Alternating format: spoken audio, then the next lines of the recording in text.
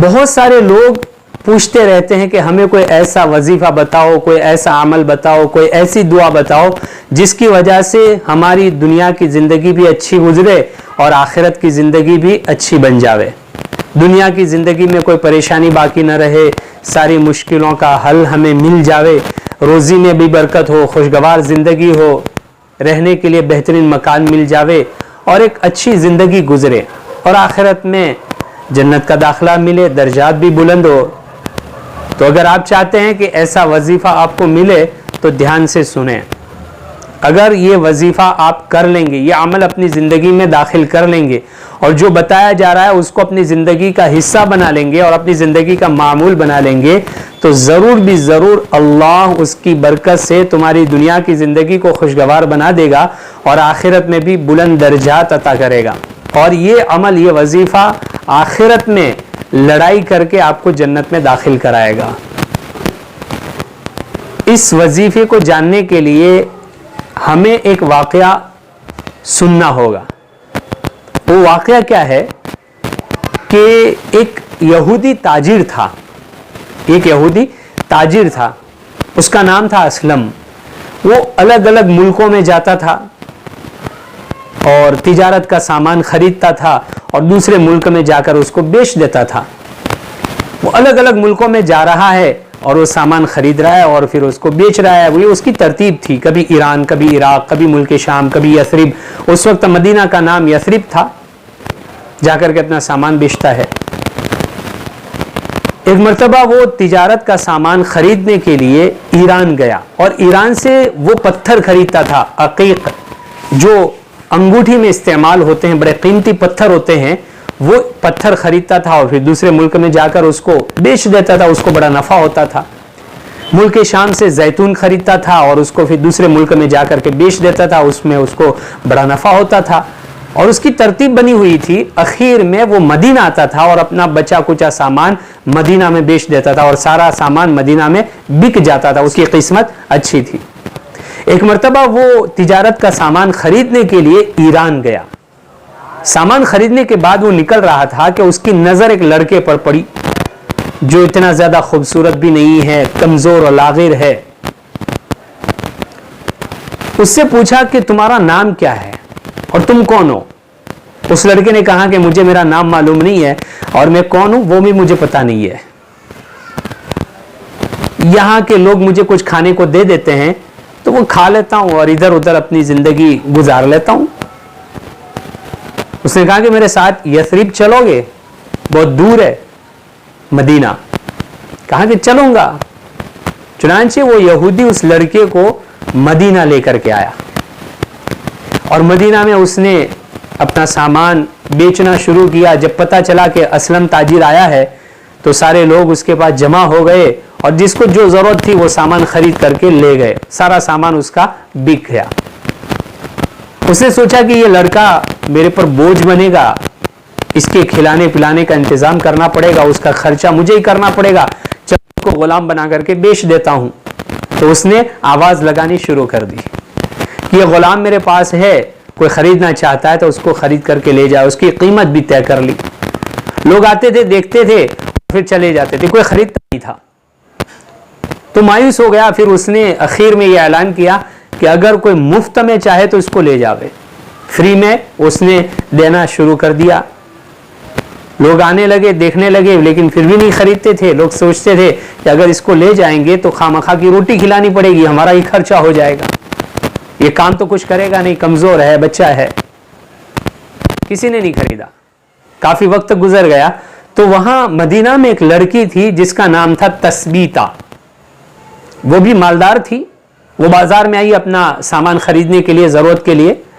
تو اس نے دیکھا کہ یہ آواز لگا رہا ہے اور مفت میں غلام کو بیچ رہا ہے، تو یہ لڑکی اس کے پاس گئی، اسلم تاجر کے پاس، اور جا کر کہا کہ میں لڑکے کو خریدوں گی۔ اس نے کہا کہ یوں ہی لے جاؤ، فری میں لے جاؤ۔ کہا کہ نہیں، فری میں تو نہیں لے جاؤں، میں اس کو خریدوں گی۔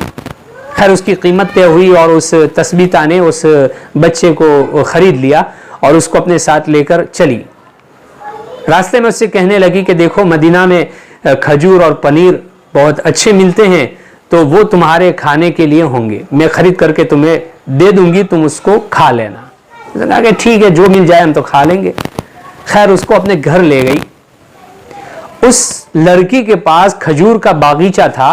اس نے اس لڑکے سے کہا کہ دیکھو یہ میرا باغیچہ ہے, اس میں تم کام کیا کرو, تم سے جتنا ہو سکتا ہے, تمہاری کوئی ڈیوٹی نہیں ہے, کوئی نوکری نہیں ہے, کوئی جاب نہیں ہے, تم سے جتنا ہو سکتا ہے کرو, نہیں ہو سکتا ہے کوئی بات نہیں ہے, وقت پر تمہیں کھانا مل جائے گا. خیر وہ لڑکا باغیچے میں جاتا اور جتنا ہو سکتا تھا کام کرتا تھا. زندگی گزرتی رہی. مکہ سے ایک شخص مدینہ آئے جن کا نام حذیفہ تھا. وہ بھی بڑے مالدار تھے اور مدینہ میں نکاح کرنے کے لیے آئے تھے. اور مدینہ میں نکاح کرنے کے لیے آئے تھے اس لیے کہ لوگ مدینہ کی لڑکیوں سے نکاح کرنا پسند کرتے تھے. بڑی خدمت گزار ہوتی تھی. مکہ کی لڑکیوں میں اور مدینہ کی لڑکیوں میں فرق ہوتا تھا. مکہ میں عام طور پر مرد عورتوں پر غالب رہتے تھے اور مدینہ میں اس کا الٹا ہوتا تھا, عورتیں مردوں پر غالب رہتی تھی, لیکن بڑی خدمت گزار ہوتی تھی. تو نکاح کے لیے آئے, پتہ کیا, معلوم کیا تو کسی نے بتایا کہ تثبیتہ کنواری لڑکی ہے, وہ بھی مالدار ہے, آپ بھی مالدار ہیں, نکاح کر لیں. خیر اس کے پاس گئے, بات چیت ہوئی اور وہ بھی راضی ہو گئی اور نکاح ہو گیا. حذیفہ نے کہا کہ میں تو مکہ جاؤں گا, میرا گھر اور وطن تو مکہ ہے اور تمہیں ساتھ لے کے جاؤں گا. تثبیتہ نے کہا کہ کوئی بات نہیں ہے, میں آپ کی بیوی ہوں, آپ مجھے جہاں چاہے لے جائیں گے, لیکن میری ایک شرط ہے کہ یہ لڑکا میرے ساتھ جائے گا. حذیفہ نے کہا کہ کوئی بات نہیں ہے, ٹھیک ہے, اس کو بھی ساتھ میں لے لو, ہمارے پاس سب کچھ ہے, وہ بھی 2 روٹی کھا لے گا. تثبیتہ نے اس لڑکے کو اپنے ساتھ لے لیا. یہ تینوں مکہ پہنچے. زندگی گزرنے لگی معمول کے مطابق. تھوڑے دنوں کے بعد نبی کریم صلی اللہ علیہ وسلم نے اپنی نبوت کا اعلان کیا اور آپ علیہ الصلوۃ والسلام نے لوگوں کو کلمے کی دعوت دینا شروع کر دیا. چند دن گزرے تھے کہ یہ تینوں نبی کریم صلی اللہ علیہ وسلم کو دیکھنے کے لیے گئے کہ چلو دیکھتے ہیں وہ کیا بات بتاتے ہیں. آپ علیہ الصلوۃ والسلام کی بات ان کو سمجھ میں آ گئی اور یہ تینوں کے تینوں مسلمان ہو گئے. اب مکہ کے لوگ جو مشرک تھے, کفار تھے, ایمان میں داخل نہیں ہوئے تھے, انہوں نے مسلمانوں کو ستانا شروع کر دیا, پریشان کرنا شروع کر دیا. تو نبی صلی اللہ علیہ وسلم نے مسلمانوں کو ہجرت کی اجازت دے دی. حبشہ کی طرف ہجرت کر کے چلے جاؤ, اپنے ایمان کے اپنے دین کی حفاظت کرو. تو تثبیتہ نے اپنے شوہر سے کہا کہ ہم مدینہ چلے جاتے ہیں, مدینہ میں میرا گھر بھی ہے اور میری پراپرٹی بھی ہے, ہم وہاں اپنی زندگی گزاریں گے. حذیفہ نے کہا کہ ٹھیک ہے چلو چلتے ہیں. تینوں مدینہ چلے گئے. تھوڑے دن کے بعد نبی کریم صلی اللہ علیہ وسلم کو بھی ہجرت کا حکم ہو گیا اور آپ صلی اللہ علیہ وسلم بھی ہجرت کر کے مدینہ تشریف لے گئے. حضرت عائشہ صدیقہ رضی اللہ تعالی عنہا کے ساتھ نبی کریم صلی اللہ علیہ وسلم کا نکاح بھی ہو گیا مدینہ میں, رخصتی بھی ہو گئی. ایک مرتبہ نبی کریم صلی اللہ علیہ وسلم اپنے گھر پر تشریف لائے تھی. حضرت عائشہ رضی اللہ تعالی عنہا کی باری تھی. آپ صلی اللہ علیہ وسلم حجرے میں تشریف لے گئے تو حضرت عائشہ وہاں پر موجود نہیں تھی. نبی کریم صلی اللہ علیہ وسلم نے آواز لگائی, الگ الگ ناموں سے حضرت عائشہ صدیقہ رضی اللہ تعالی عنہا کو نبی کریم صلی اللہ علیہ وسلم بلایا کرتے تھے, لیکن کوئی جواب نہیں ملا. تھوڑی دیر کے بعد حضرت عائشہ رضی اللہ تعالی عنہا روتی ہوئی گھر میں داخل ہوئی. نبی کریم صلی اللہ علیہ وسلم پوچھا کیا ہوا عائشہ, کہاں تھی اتنی دیر اور تم رو کیوں رہی ہو؟ کہنے لگی قرآن پاک ایک لڑکا مسجد میں پڑھ رہا تھا تو میں اس کو سن رہی تھی, بڑی خوبصورت آواز ہے اس کی, بڑی دلکش آواز ہے اس کی, بہت اچھا اور بہترین قرآن پڑھتا ہے. میرا جی کرتا تھا کہ میں سنتی رہوں, مجھے آپ کی آواز کا پتہ نہیں چلا اور میری آنکھوں میں سے آنسو نکل پڑے اس کی قرآن سن کر کے. نبی کریم صلی اللہ علیہ وسلم نے فرمایا عائشہ مجھے بھی لے چلو. آپ علیہ الصلوۃ والسلام نے کپڑے بدل لیے تھے, جو رات کے کپڑے ہوتے ہیں وہ پہن لیے تھے. انہی کپڑوں میں نبی صلی اللہ علیہ وسلم مسجد میں تشریف لے گئے. جا کر کے دیکھا ایک لڑکا قرآن پاک پڑھ رہا ہے, بہت خوبصورت آواز میں, بہترین انداز میں کہ سننے کو دل کرے. نبی کریم صلی اللہ علیہ وسلم فرمایا میں اس کے ذریعے قرآن کی اشاعت کروں گا, قرآن کو پھیلاؤں گا. اور نبی کریم صلی اللہ علیہ وسلم نے قرآن پڑھنے والے لڑکے کو مدینہ کی ایک مسجد میں امام بنا دیا. ایک وقت تھا काला कलोटा लड़का, खूबसूरत लड़का नहीं है, कोई उसको खरीदने के लिए तैयार नहीं है, उसकी कोई अजमत नहीं, कोई इज्जत नहीं, कोई कदर नहीं है। और आज ये वक्त है कि आप अलैहिस्सलाम उस लड़के को मदीना की मस्जिद का, मस्जिद नबवी का नहीं, दूसरी किसी मस्जिद का इमाम बना रहे हैं। हजरत उमर, हजरत अबू बकर सिद्दीक रज़ी अल्लाह तआला अन्हु कभी कभी उस मस्जिद में तशरीफ ले जाते थे जहां ये लड़का नमाज पढ़ाया करता था, और कुरान पाक की तिलावत को नमाज की हालत में हजरत अबू बकर सिद्दीक, हजरत उमर सुना करते थे। हजरत उमर रज़ी अल्लाह तआला अन्हु फरमाया करते थे कि अगर सालिम मौला हुज़ैफा होते तो मैं इनके जरिए कुरान को फैलाता और इनको अमीर बनाता। उस लड़के का नाम था सालिम मौला हुज़ैफा।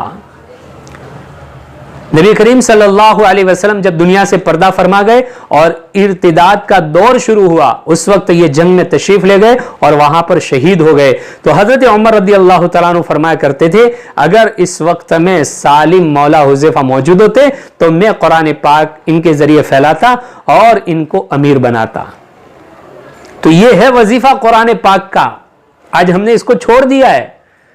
रमजान में हम कुरान पाक को हाथ में लेते हैं और बाकी महीनों में कुरान पाक को ताक में रख देते हैं। न हमारे घरों में कुरान पाक की तिलावत होती है और न हमें कुरान पाक की तिलावत करने की आदत होती है, और शिकायतें सारी दुनिया भर की होती है। इस कुरान पाक को अपनी जिंदगी का हिस्सा बना लो। अल्लाह ताला से दुआ करो कि अल्लाह ताला हमें कुरान वाला बना दे, हमें सालिम मौला हुज़ैफा जैसा बना दे। यकीन जानो इस कुरान पाक की तिलावत से और इस कुरान पाक पर अमल करने से, इसमें जो अल्लाह ने बातें बताई हैं और जो अहकाम बताएं उसको अपनी जिंदगी में लाने से दुनिया और आखिरत की सुरखी हासिल करोगे। हर एतबार से तुम्हें नवाजा जाएगा, दुनियावी एतबार से भी, आखिरत के एतबार से भी। दुनिया में भी नफा होगा। फजर की नमाज के बाद घरों में सूरह यासीन की तिलावत किया करो, मगरिब और इशा में सूरह वाक़िया, सूरह मुल्क की तिलावत किया करो, जुमा के दिन सूरह कहफ की तिलावत किया करो। यकीन जानो ये ऐसा जबरदस्त वजीफा है, ये ऐसा जबरदस्त अमल है कि अगर किसी ने इसको अपनी जिंदगी में जगह दे दी और अपनी जिंदगी का मामूल बना लिया तो कभी भी ये फक्र व फाका में मुब्तला नहीं होगा, कभी भी उसका कोई काम रुकेगा नहीं, उसकी दिली मुरादें पूरी होंगी। और आखिरत में ये कुरान पाक ऐसे शख्स के लिए अल्लाह ताला से झगड़ा करेगा और झगड़ करके उसको जन्नत में दाखिल कराएगा। इसलिए इसको अपनी जिंदगी का वजीफा बना लो, अपनी जिंदगी का मामूल बना लो, कुरान पाक की तिलावत। और कुरान पाक को समझने की कोशिश करो। जो लोग समझे हुए हैं, पढ़े हुए उलमाए किराम हैं, इनके पास जाकर के कुरान में अल्लाह क्या बता रहा है उसको समझो, फिर देखो जिंदगियां कैसे तब्दील होती है। करोगे इंशाअल्लाह। हाँ, इसको अपनी जिंदगी का मामूल बनाओ, अपनी जिंदगी में लाओ, बहुत ही नफा होगा, बहुत फायदा होगा इंशाअल्लाह ताला।